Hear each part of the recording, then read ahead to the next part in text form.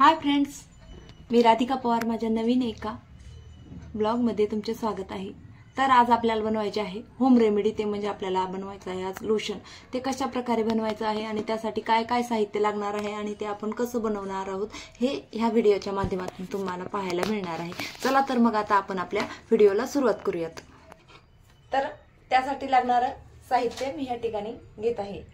हे बघा, aloe vera gel घेतलेला आहे आणि त्यानंतर आपल्याला घ्यायचं आहे या ठिकाणी गुलाब जल आणि त्यानंतर कॅस्टर ऑइल घेतलेला आहे आणि व्हिटॅमिन ई ची ही कॅप्सूल घेतलेली आहे आणि त्यानंतर हा आहे बेबी शॅम्पू आणि त्यानंतर ही आहेत लिंबाची पाने।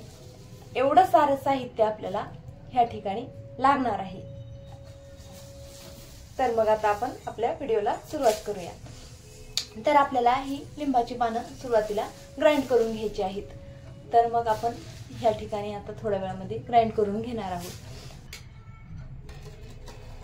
ह्या ठिकाणी बघा तुम्ही, मी याचा रस काढून घेतलेला आहे लिंबाच्या पाल्यांचा आणि मिक्सर लगेच आपल्याला धुवून घ्यायचा आहे, कारण की कसं आपण नंतर काही त्यामध्ये बनवणार तर ते आपल्याला कडू लागणार, त्यामुळे मग मिक्सरही धुवून घ्यायचं आणि आपला रस काढून एका बाउल मध्ये आपण घ्यायचा। मी या प्लेट मध्ये रस घेतलेला आहे आणि त्यानंतर आपल्याला यामध्ये गुलाबजल ऍड करायचा आहे।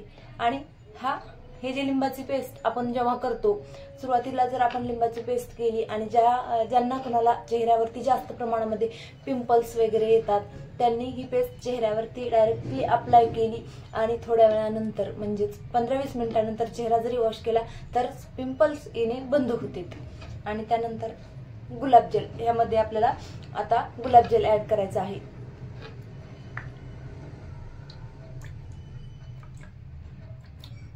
एवढ्या क्वांटिटी मध्ये मी आता यामध्ये गुलाबजल ऍड केलेला आहे। गुलाबजलने कसं चेहराही सुंदर बनतो आणि त्वचेलाही ग्लो येतो। रोज रोज गुलाबजल वापरल्यामुळे चेहरा टाईट होतो। त्यानंतर आपल्याला घ्यायचं आहे कॅस्टर ऑइल।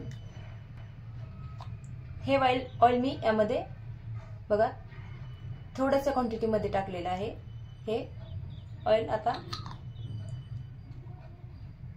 ह्याचे पण खूप फायदे आहेत आपल्या स्किनसाठी आणि केसांसाठी पण उपयुक्त आहे। त्यानंतर आपण घेतलेला आहे हा बेबी शॅम्पू।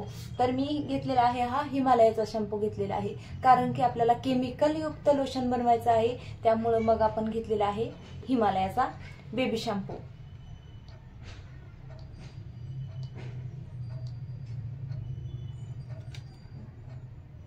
हे बघा, हे एवढ्या क्वांटिटी मध्ये मी घेतलेला आहे शॅम्पू आणि त्यानंतर बघा ही व्हिटॅमिन ई ची या ठिकाणी आपल्याला एक कॅप्सूल घ्यायची आहे। ही मी कट केलेली आहे आणि लगेचच त्यामध्ये मी ही व्हिटॅमिन ई ची कॅप्सूल पण ऍड करणार आहे।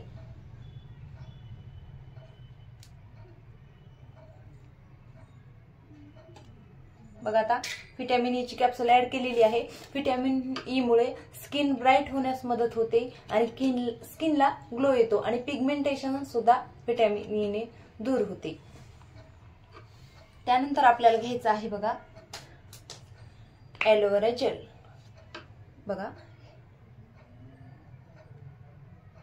एलोवेरा जेल मी ह्या ठिकाणी घेतलेला आहे। एलोवेरा जेल मुळे कसं त्वचा मॉइश्चराइज होते आणि त्वचेवरती जे डार्क सर्कल्स वगैरे असतात ते पण दूर होतात। एलोवेराचे बरेच काही फायदे आहेत। तुमच्याकडे जर अवेलेबल असेल एलोवेरा घरगुती एलोवेराचे प्लांट्स, तर तुम्ही त्यापासून पण ते घरगुती एलोवेरा वापरू शकता। कसं माझ्याकडे एलोवेरा नव्हता, त्यामुळे मग मी हे पतंजलीचं एलोवेरा जेल वापरलेलं आहे, यामध्ये ऍड केलेलं आहे।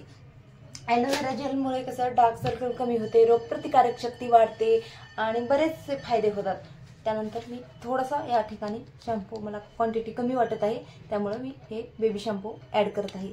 आता आपल्या पूर्ण इन्ग्रेडियंट यामध्ये मिक्स करून झालेली आहेत। आता ही जर पूर्ण रेमेडी आपली तयार झालेली आहे आणि आपल्याला हे आता व्यवस्थित असं पूर्ण मिक्स करून घ्यायचं आहे, जेणेकरून प्रत्येक म्हणजे प्रत्येक जे आपण यामध्ये ॲड केलेले इन्ग्रेडियंट आहे ते मिक्स होईल आणि जेणेकरून सर्व एकजीव होईल, एकसारखं होईल. त्यामुळे एकाच स्टेपमध्ये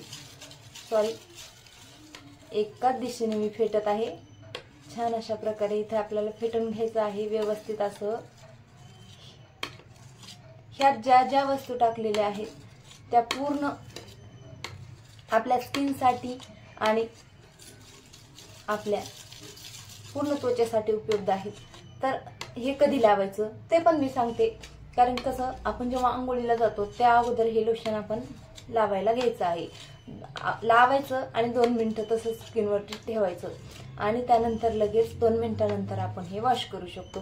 चेहऱ्यालाही हे लोशन लावू शकतो आपण आणि त्यानंतर हाताला, पूर्ण बॉडीला पण आपण हे लोशन लावू शकतो. त्यामुळे हे घरगुती आयुर्वेदिक पण म्हणता येईल ह्या लोशनला आणि स्वस्तात मस्त आणि छानही आहे आणि ह्याने स्किन कशी ब्राईट होण्यास मदत होते.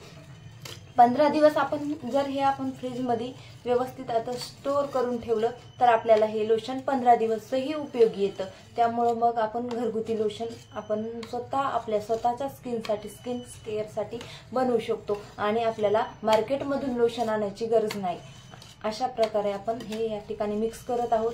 छान असं मिक्स करायला ह्याला थोडासा कसा वेळ लागत आहे, कारण की कसं ऑइल, शॅम्पू, जेल, गुलाबजल बरंच काही ह्यामध्ये ॲड झालेलं आहे. ज्या 4-5 बेसिक गोष्टी मी टाकलेल्या आहेत त्याच मिक्स व्हायला थोडासा वेळ लागत आहे ह्या ठिकाणी. आता हे व्यवस्थित असं मिक्स झालेलं आहे बघा. हे आता छान असं मिक्स झालेलं आहे आणि हे बघा आपलं लोशन बनून रेडी झालेलं आहे बघा. तुम्हाला आता मी हे ट्राय करून दाखवते. आता बघा हे मी लोशन घेतलेलं आहे. थोडंसं परत मी घेत आहे बघा. आता हे आपल्याला असं थोडा वेळ व्यवस्थित असं हात धुवून घ्यायचे आहेत बघा. जे आपल्या स्किनवरती टॅनिंग झालेली असते ती व्यवस्थित अशी दूर होते. आपण हे फेसला पण लावू शकतो. याने फेस पण आपला व्यवस्थित असा ग्लो करेल आणि व्यवस्थित अशा प्रकारे आपल्याला थोडा वेळ असे हात वॉश करून घ्यायचे आहे. जसं मी हाताला लावत आहे तसंच आपण स्किनला पण लावू शकतो. याने काय होईल, जोपर्यंत आपण याचा उपयोग करतो तोपर्यंत आपली स्किन ब्राईट व्हायला लागेल. जर आपण 15 दिवस जरी तुम्ही हा उपाय ट्राय जर केला ना, 15 दिवसामध्ये स्किनमध्ये ग्लो व्हायला मदत होईल.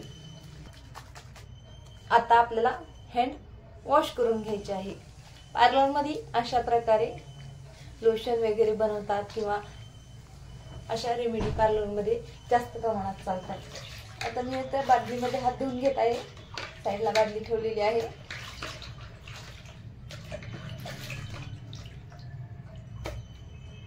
बघा स्किनमध्ये किती फरक झाला.